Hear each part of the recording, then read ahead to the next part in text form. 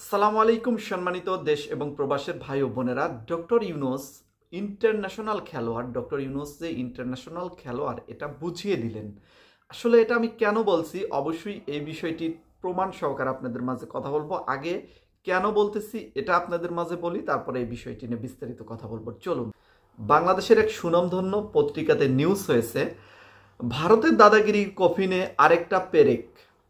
1 জানুয়ারি 2025 থেকে চালু হয়েছে ইউরোপের সেনজেনভুক্ত দেশ Belgium, Finland, Iceland, Latvia, Luxembourg, Netherlands, Poland, Slovenia এবং সুইডেন ভিসা আবেদন করা যাবে ঢাকার সুইডেন অ্যাম্বাসি থেকে।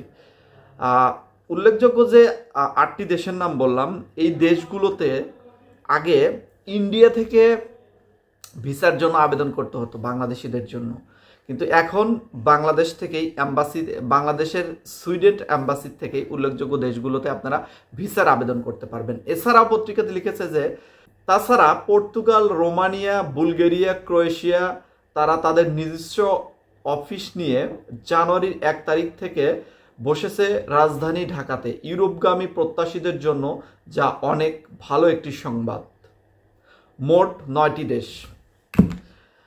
আসলে এই যে আমি নিউজটা আপনাদেরকে শোনালাম, এটা সত্যি বাংলাদেশের জন্য অনেক সম্মানের একটা বিষয় এবং সত্যি একটা অভাবনীয় সাফল্য বলা যায়।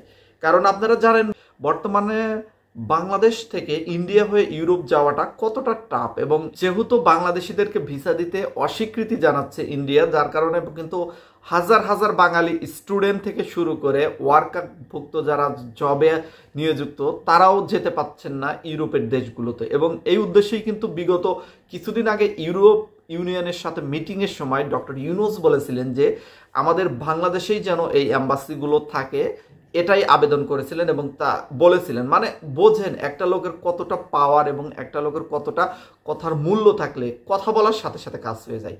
কিছুদিন আগে বলেছেন এই কথা, এবং অলরেডি 9টি দেশের দূতাবাস, 9টি দেশের অ্যাম্বাসি বাংলাদেশে অবস্থান করতেছে, তারা কাজ শুরু করে দিয়েছে। এখন আপনারা যদি উল্লেখযোগ্য দেশগুলোতে যেতে চান, বাংলাদেশ থেকে আপনারা অ্যাপ্লাই করতে পারবেন এবং সেই দেশগুলোতে যেতে পারবেন।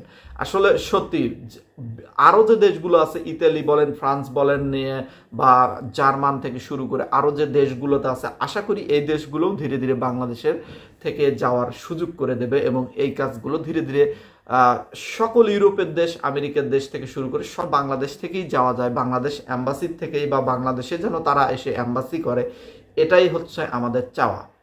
এটা হলে আমাদের দুই দিক দিয়ে লাভ হবে। একদিক তো হচ্ছে ইউরোপে যেতে হলে যে ইন্ডিয়ার উপর আমাদের ধর্ণা দিতে হয়, বা ইন্ডিয়াতে গিয়ে এই ভিসাগুলো প্রসেসিং থেকে শুরু করে অনেক ঝামেলা পোহাতে হয়, সেগুলো দূর হবে এবং আমাদের খরচ মানে টাকা পয়সার যে পরিমাণ ইউরোপে যেতে খরচ হয় সেটার খরচ অনেকটাই কমে যাবে।